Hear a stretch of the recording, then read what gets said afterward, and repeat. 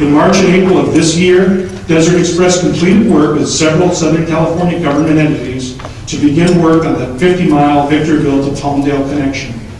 At the same time, Desert Express executives decided to rebrand the project to Express West, a name that shares the vision that someday this link between LA and Las Vegas would be part of a high-speed rail network serving the entire West. A group called the Western High-Speed Rail Alliance, formed nearly 3 years ago, includes planning agencies from Arizona, Nevada, Utah, and Colorado. The group's vision is to connect Las Vegas with Phoenix and Salt Lake City with Denver and Reno. And of course, then there's also that first connection between Los Angeles and Las Vegas. Once Express West agreement was in place with the Los Angeles Metro Board, Marnell consented to an exclusive interview with me that ran in Vegas Inc., our business publication, and in the Las Vegas Sun in early September this year. Once we got past the initial frostiness of several years of frustration with the media, Mr. Marnell was actually quite open with me, and he laid out the entire Express West plan. And I'm sure you'll hear more about it at this program. 185 miles of double track to cost mostly within I-15's right-of-way corridor. No at-grade crossings, fully electric, non-stop train service every 20 minutes with the ability to run every 12 minutes during peak times. An average fare of under $100 round trip. More than 80,000 direct and indirect jobs during the 5-year construction period.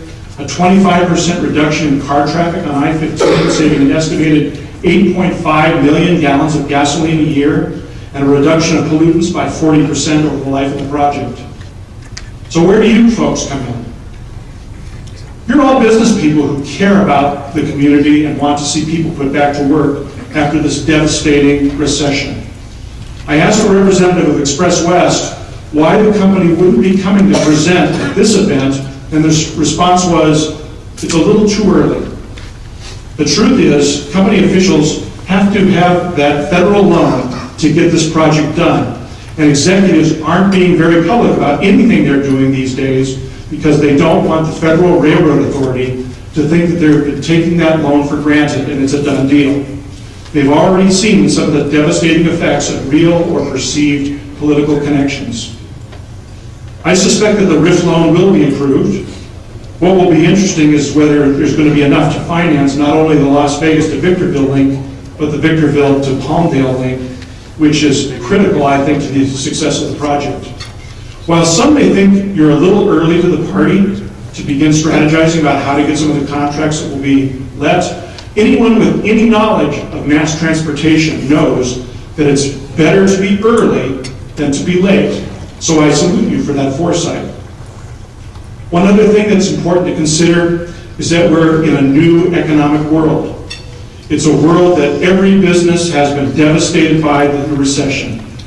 It's the so-called new normal. The new normal is competing with quality against the best of the best. I wrote an advanced story about this conference, and based on some of the reader comments submitted by our audience, there is no sympathy out there for minority contractors.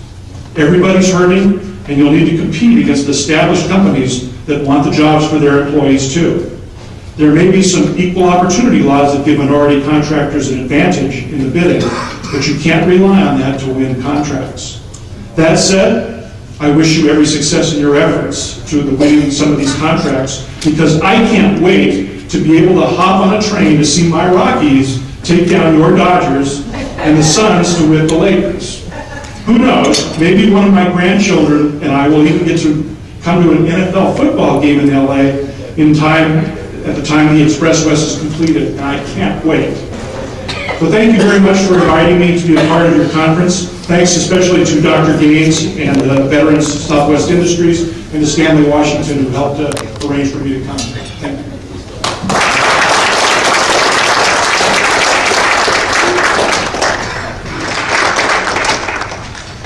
So at this time, I'd like to call up my friend and constituent again from the California Black Chamber for the State, Mr. Aubrey Stone, so that he can introduce our next keynote speaker, who's also a longtime friend and community activist that has been traveling around the state and around the world to make things happen. Mr. Aubrey Stone. Thank you, thank you. Thank you. We're moving right along, staying on point, because I'm a stickler for time. But sometimes you just gotta take a moment, take a deep breath, and show love where love deserves to be shown. Over the course of the last 2 decades, I pretty much had the opportunity to watch people come and go in the state capitol, governors come and go, people in high commissions come and go. But I say what I say now, I would say it with him present or not present, as I have done many times in the past.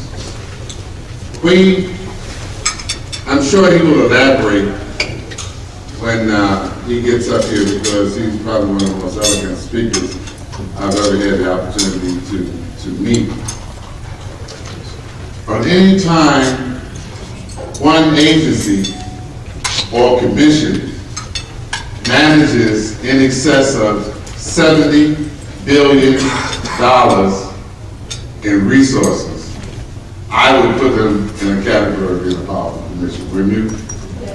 Now, you would think that any agency that has the oversight and authority over that much money,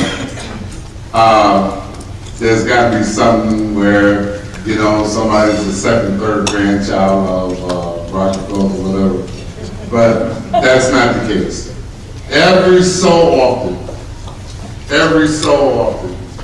a common person who has a sensitivity for the community around him or her falls into this kind of bailiwick. And then right away, you start feeling the impact of what power one person can have on a state the size of California, which is approximately 42 million people. I have never in 20 years met an individual who've had as much impact on the state of California than the gentleman I'm about to introduce. And not only is he the real deal, not only is he a friend of mine, but he's a friend of all the citizens of the state of California. And it's my honor and my pleasure to introduce Mr. Tim Simon of the California Public Utilities Commission, one of their distinguished commissions. And I hope he stays on board for a long time.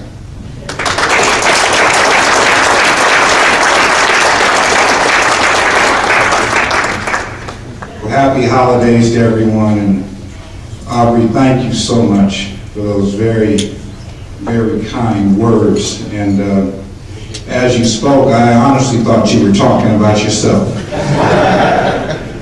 And I mean this, because when I first came to Sacramento in 2006 and had my first meeting with then Governor Arnold Schwarzenegger,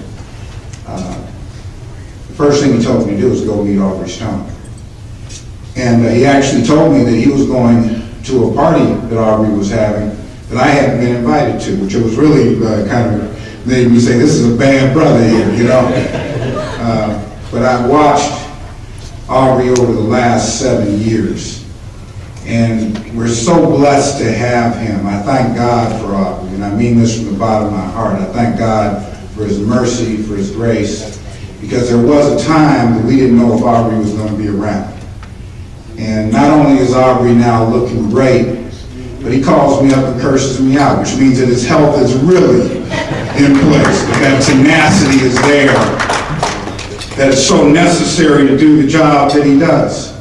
Because, and I don't just mean this from people say when I speak, you know, they want to pass around a basket and take a collection, because I have a tendency to start preaching, but